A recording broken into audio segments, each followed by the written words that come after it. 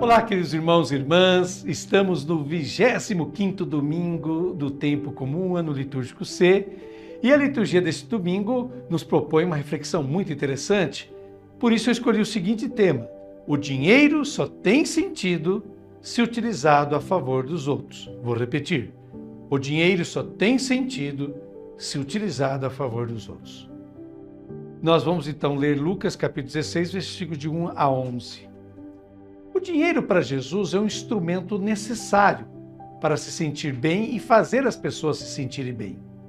Portanto, é um instrumento para os outros, mas é sempre um instrumento. Quando deixa de ser um instrumento, torna-se um ídolo que sacrifica as pessoas. Lemos essa parábola desconcertante e imprevisível que só o evangelista Lucas nos traz no capítulo 16, como eu já disse, dos primeiros 13 versículos, do versículo 1 ao 13, aliás, não 11, como eu tinha dito. Por que é desconcertante essa parábola de Lucas? Porque Jesus propõe uma pessoa desonesta como exemplo de comportamento. E isso realmente é um tanto estranho. Vamos ver? Comecemos lendo então Lucas capítulo 16, versículo 1. Já aparece aí para você. Naquele tempo, Jesus dizia aos discípulos: um homem rico tinha um administrador que foi acusado de esbanjar os seus bens. É um ensinamento de Jesus para a sua comunidade. Bem, desde que o mundo é mundo, sabe-se disso. Existe inclusive o provérbio italiano que diz: qui ministra, minestra. Qui ministra, minestra. Ou seja, quem administra fica com a parte daquilo que toma conta, né? Quem administra sempre come uma parte daquilo que toma conta.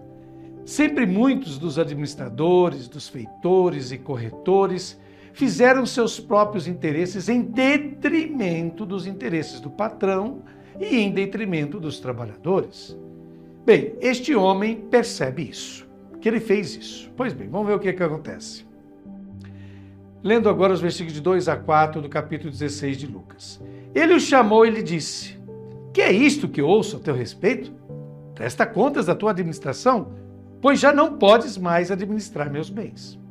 O administrador então começou a refletir: o senhor vai me tirar a administração. O que vou fazer? Para cavar não tenho forças. De mendigar tenho vergonha.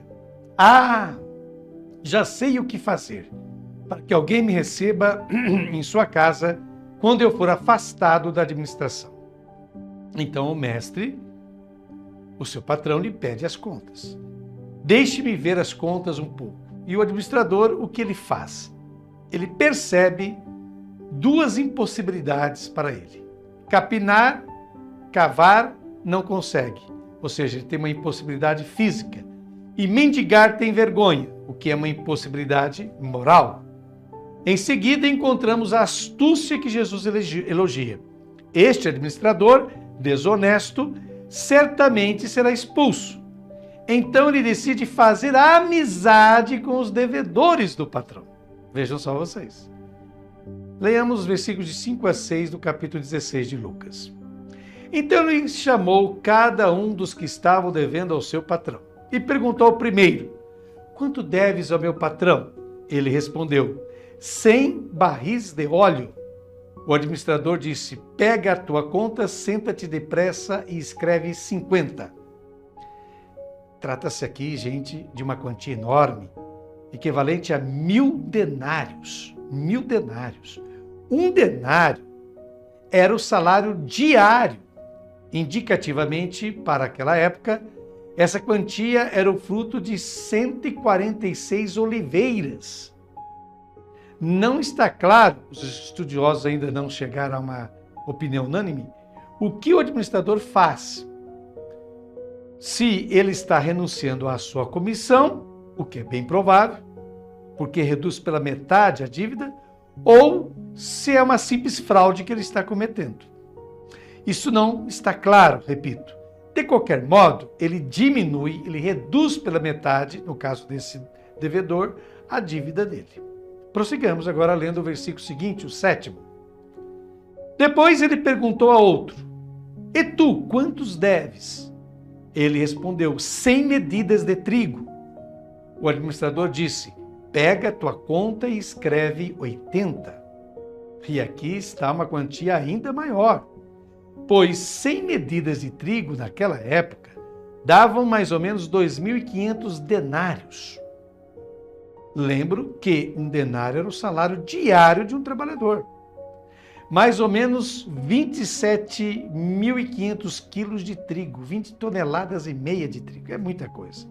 E aqui o administrador abaixa um pouco menos essa dívida, de 100 para 80. Pois bem, vejamos agora o que acontece. Leamos capítulo 16 de Lucas, versículo 8. E o Senhor elogiou o administrador desonesto porque ele agiu com esperteza. Com efeito, os filhos deste mundo são mais espertos em seus negócios do que os filhos da luz.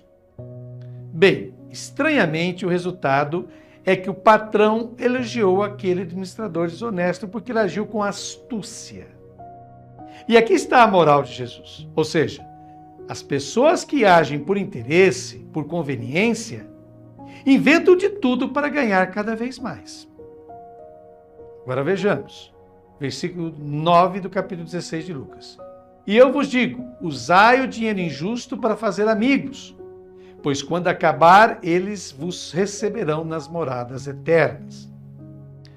Os rabinos, os mestres judaicos do tempo de Jesus, distinguiam entre riqueza honesta e riqueza desonesta. Para Jesus, a riqueza é sempre desonesta. Se você é rico, é porque é desonesto. Se você é desonesto, não é generoso. Porque se fosse generoso, não seria rico. A recomendação de Jesus é a seguinte: use o dinheiro a favor dos outros, para que quando chegar a hora da necessidade, eles o acolham. Vejam só vocês.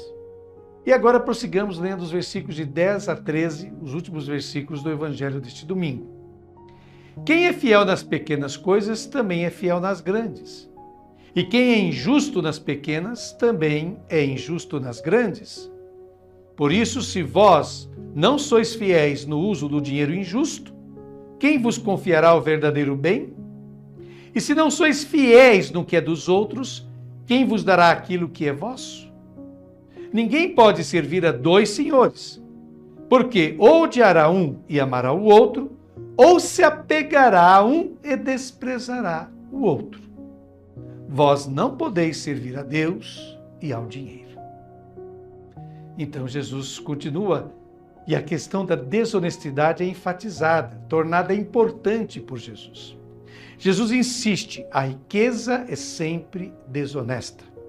Se você que é rico não é desonesto, seu pai foi desonesto. Se seu pai não foi desonesto, pode ter sido seu avô ou seu bisavô. Mas na base de toda riqueza há sempre a desonestidade. Pelo menos é isso que Jesus pensa. E então a frase final dele: você não pode servir a Deus e as riquezas. O termo riqueza é o aramaico mamona, que significa conveniência. Então Jesus é claro, você escolhe o próprio interesse, a própria conveniência, a riqueza, ou escolhe Deus. Você não pode juntar os dois, riqueza e Deus. Bem, o evangelista escreve que assim que Jesus fez essa declaração, ele ouviu risos atrás dele. Está em Lucas capítulo 16, versículos 14 a 15. Quem será? Serão os gananciosos cobradores de impostos? Serão os pecadores? Não. Aqueles que riem são justamente os piedosos fariseus. Os fariseus, tão piedosos e devotados, não faziam diferença entre o canto de um salmo e o acerto de contas. O dinheiro corrompe. Bom, após essa ótima reflexão de Frei Roberto Madi, faço eu as minhas considerações e atualizações deste Santo Evangelho e começo com o texto do grande filósofo, economista, escritor e pensador Karl Marx. Diz Marx: o dinheiro é a essência alienada do trabalho e da existência do homem. A essência domina-o e ele adora. Olha só. A advertência mais séria que Jesus jamais deixou para a humanidade encontra-se neste Evangelho de Lucas, que a gente acabou de ler. Abre aspas. Não podeis servir a Deus e ao dinheiro, diz Lucas no capítulo 16, versículo 13, que acabamos de ler. E por outro lado, não existe nada tão difícil para nós que nos propormos a ser discípulos e discípulas de Jesus que evitar esse tipo de tentação. E por que Jesus é tão radical nessa questão da impossibilidade de reconciliar Deus e as riquezas? Por um motivo óbvio. Porque para ser rico, para acumular riquezas, o ser humano passa a ser escravo daquilo que possui. Ao invés de se servir do dinheiro, passa a ser servo, escravo do dinheiro. Há um ditado que diz: dinheiro não aceita desaforo. Ou seja, ou se faz o dinheiro render, crescer, aumentar sempre mais, ou ele se vai, desaparece. Se a pessoa é muito generosa com o seu dinheiro, ou muito descuidada, desorganizada, logo o perderá.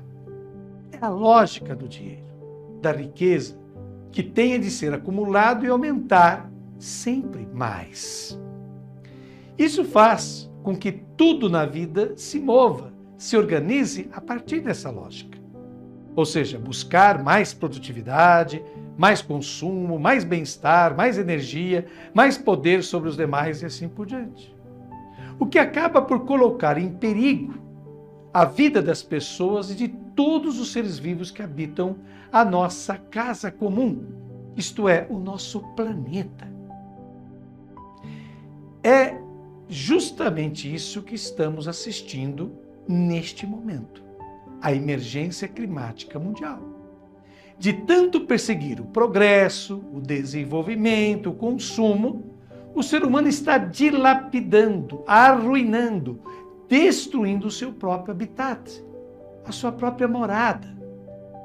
De tanto acumular riquezas, apenas o 1% da população mundial, isso mesmo, apenas o 1% da população mundial possui mais bens que todo o resto dos moradores de nosso planeta. Isso é insensatez, loucura pura. Afinal, lança-se bilhões de seres humanos na fome, na miséria, na falta de condições mínimas de uma vida digna, enquanto uma ínfima minoria tem mais dinheiro que países inteiros. Vejam só vocês. É preciso ficar bem claro isso.